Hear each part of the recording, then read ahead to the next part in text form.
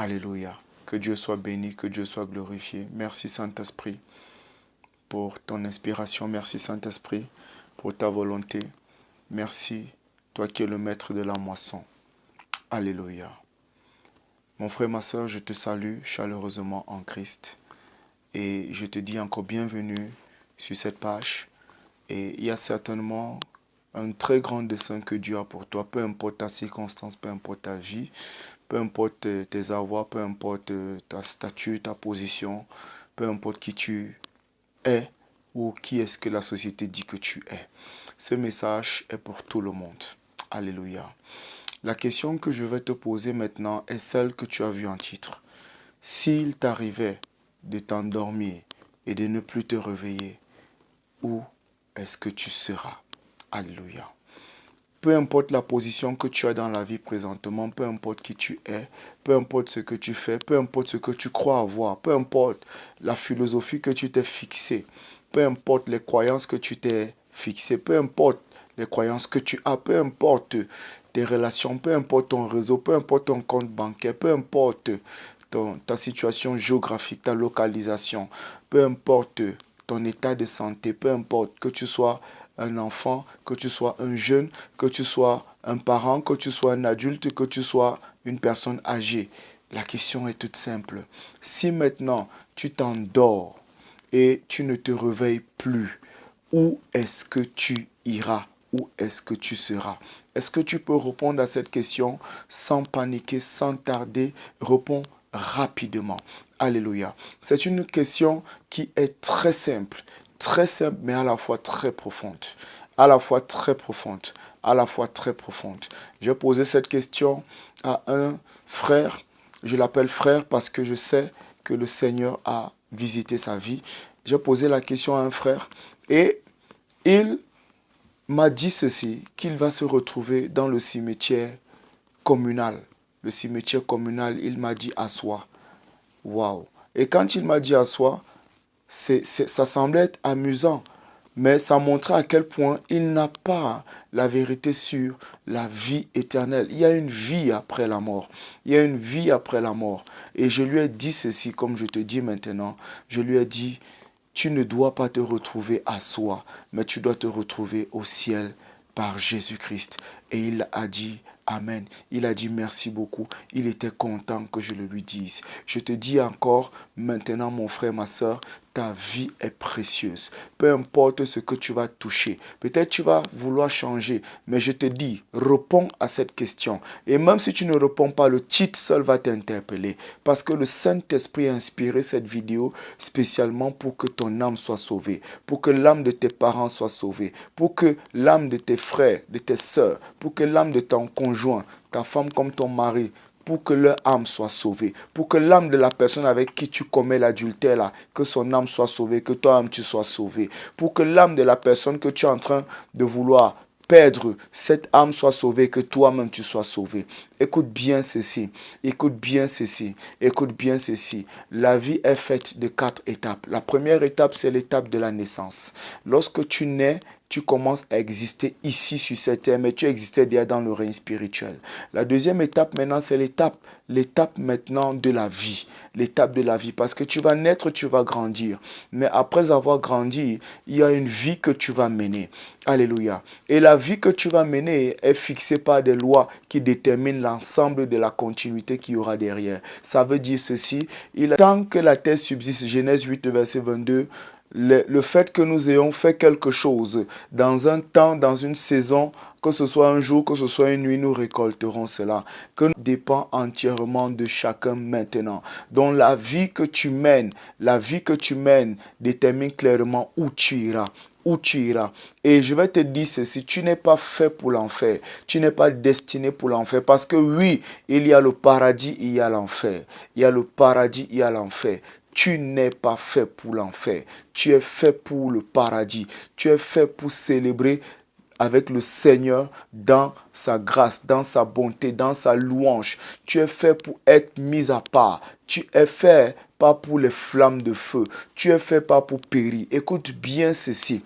tout ce que tu fais maintenant, peu importe la fausse croyance dans laquelle tu es, si tu refuses Jésus-Christ comme Seigneur et Sauveur, quand tu vas mourir, tu vas périr. Il faut que tu le saches. Quand tu vas mourir, tu vas périr. Écoute, arrête les instructions bidons dans lesquels les gens vont te guider, dans lesquels les gens vont t'orienter, dans lesquels les gens vont te forcer de croire que non, ça c'est le Dieu des Blancs. Il n'y a pas de Dieu des Blancs, il n'y a pas de Dieu des Noirs. Dieu est Dieu pour nous tous. Quand le soleil brille, il brille en Afrique, il brille en Asie, il brille en Europe, il brille en Amérique, il brille en Océanie, il brille dans les territoires des îles, il brille partout. Donc le Dieu qui a formé la terre, celui qui a formé la terre et les cieux, celui qui a créé les cieux et la terre, c'est celui-là qui a dit ceci: voici mon fils en qui j'ai mis toute mon affection. Voici mon fils en qui j'ai mis toute mon affection. Son fils, c'est Jésus. Son fils, c'est Jésus. Et parce que tu crois en Jésus, tu seras sauvé. Tu seras sauvé. Jésus a dit dans Jean chapitre 3, si tu ne naît de nouveau, tu ne peux voir le royaume des cieux. Donc tu as besoin de naître de nouveau. Il n'y a pas deux accès. Écoute, il n'y a pas deux accès. Il y a plusieurs chemins. Plusieurs chemins. Plusieurs chemins.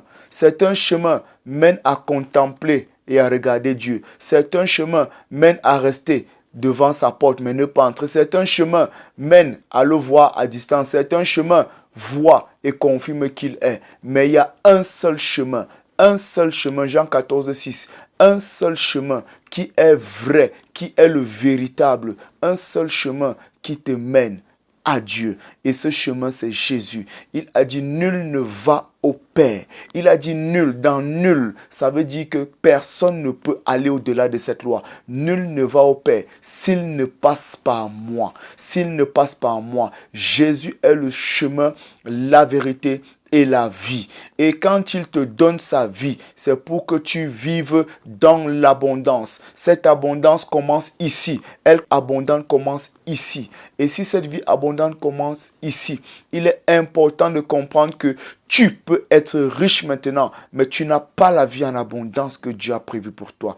Et que tout ce que tu as pu avoir par tes efforts, c'est bien, ça montre que tu es quelqu'un de diligent, tu es quelqu'un de battant, tu es quelqu'un de fort, tu es quelqu'un en qui beaucoup de choses ont eu à être fixées par la grâce. Oui, c'est bien, mais maintenant, écoute mon frère, écoute ma soeur, tes biens ne vont pas t'aider au ciel. Tes biens ne vont pas te donner accès au ciel. Tes biens, par contre, peuvent servir pour l'avancement du royaume de Dieu. Parce que nous sommes dans une guerre. Nous sommes dans une guerre. Et toi, quelle est ta posture? Quelle est ta posture? Soit tu appartiens au royaume de Dieu, soit tu appartiens au royaume de Satan.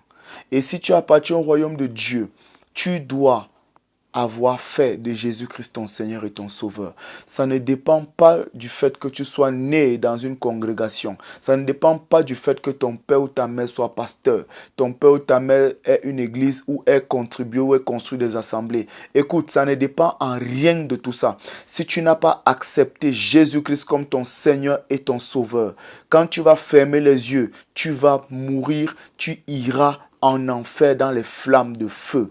Tu iras dans les flammes de feu. Ce n'est pas un message pour te cajoler, c'est la stricte vérité. C'est la stricte vérité. C'est la stricte vérité. Donc, peu importe ton âge, peu importe ta race, peu importe ta langue, s'il te plaît, si tu comprends ceci, on va faire cette prière ensemble. Répète-la de tout ton cœur. Abandonne-toi à lui.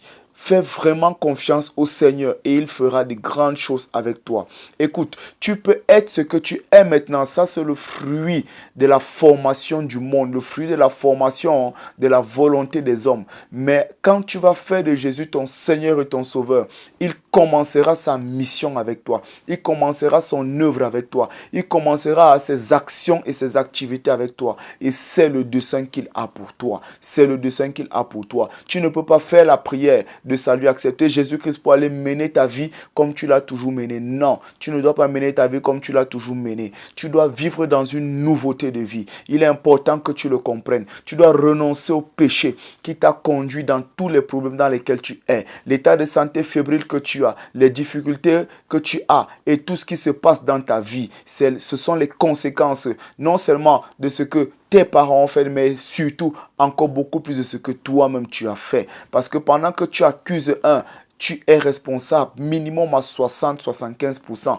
de ce qui t'est arrivé. Donc, s'il te plaît, mon frère, s'il te plaît, ma soeur, cette vidéo n'est pas pour te culpabiliser, c'est pour sauver ton âme. Maintenant, on va prier ensemble. Et si tu veux faire de Jésus ton Seigneur et ton Sauveur, la première des choses, c'est que tu dois reconnaître qu'il n'y a pas un autre Dieu plus grand que lui.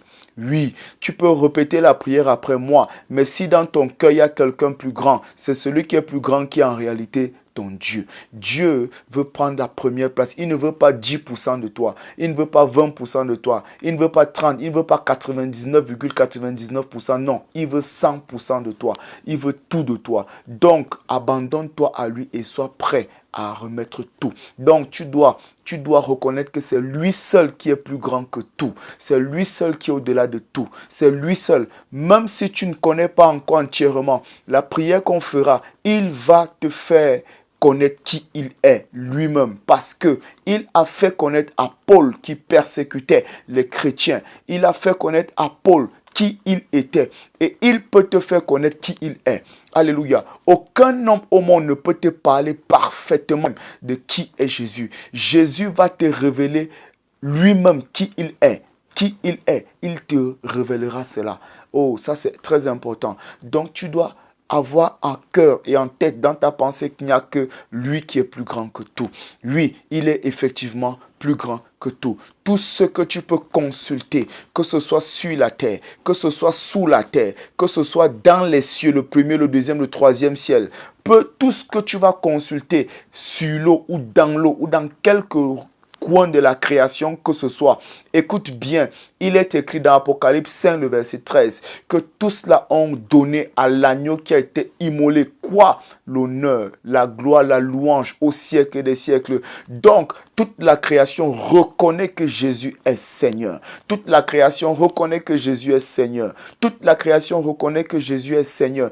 Toutes les créatures qui sont dans toutes ces dimensions que j'ai énumérées ont reconnu en Jésus la toute-puissance et la divinité, l'autorité. Donc, ça ne sert à rien que tu consultes les astres. Ça ne sert à rien que tu consultes les crânes. Ça ne sert à rien que tu consultes les hommes. Ça ne sert à rien que tu ailles chez les féticheurs. Ça ne sert à rien que tu ailles faire ce qu'il ne faut pas. Tu pratiques la magie, la sorcellerie. Non, ça ne sert à rien. Si tu t'endors maintenant et que l'ange de la mort vient pour frapper, oui, tu vas mourir. Tout le monde est condamné à mourir, mais tout le monde n'est pas condamné à aller en enfer. Toi, tu iras où? Je te parle maintenant de sa part. C'est lui qui me pousse à te parler. À ce moment, s'il te plaît, comprends bien ce que je te dis.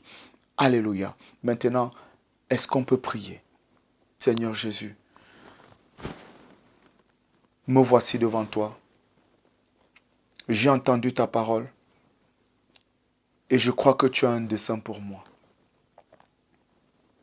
Seigneur Jésus, je confesse que j'ai péché.